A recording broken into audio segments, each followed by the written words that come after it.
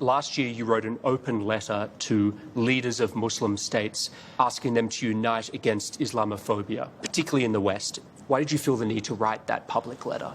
The problem is there's this big communication gap between the Islamic world and the Western societies.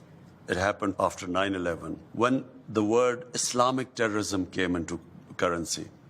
The moment you say Islamic terrorism, the man in the street in the West thinks that there's something in Islam which leads to terrorism, or Islam causes radicalism.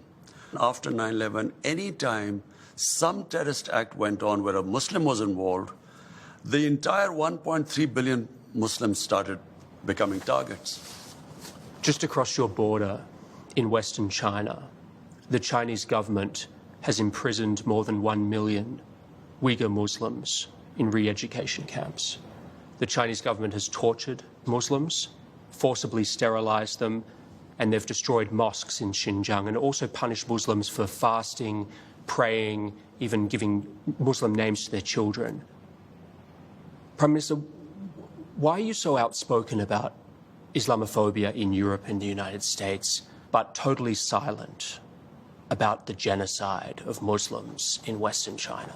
What our conversations have been with the Chinese, this is not the case, according to them. The evidence is just overwhelming. Whatever issues we have with the Chinese, we speak to them behind closed doors. China has been one of the greatest friends to us in our most difficult times.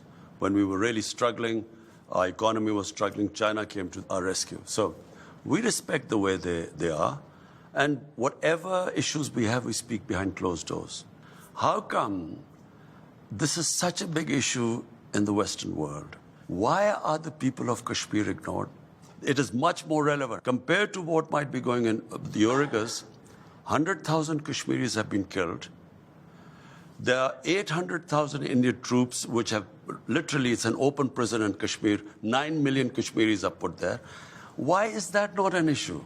So I think it's hypocrisy.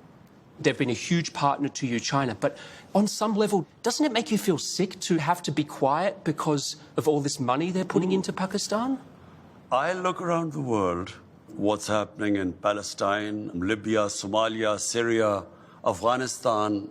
Am I going to start talking about everything? I concentrate on what is happening on my border, in my country. This is on your border.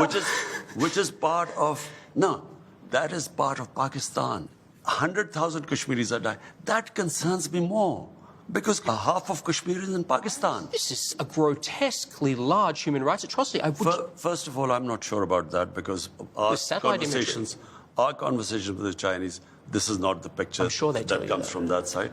So just to put a fine point on this, you are not in any way concerned about the Muslim Uyghurs in Xinjiang? Our discussions with Chinese will always be behind